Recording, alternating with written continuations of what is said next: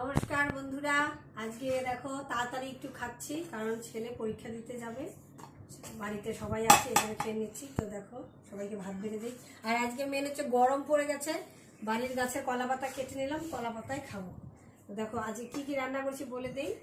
করলা আলু ভাজা, গরম পড়েছে, আর পালং শাক করেছি বড়ি দিয়ে, একটু ফুলকপি সিম বেগুন দিয়ে, আর আজকে করেছি অরহর ডাল।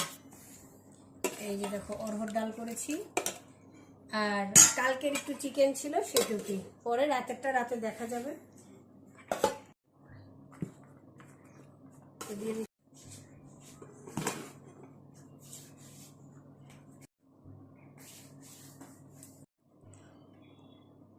দিয়ে দিচ্ছি পালং। তো বন্ধুরা এখন শুরু করে দেই। ওই যে বর আসছে, ছেলে যে ভিডিও করে দিচ্ছে। তো চলো খেয়ে একটা বাজে ঝটপট চলে যাই।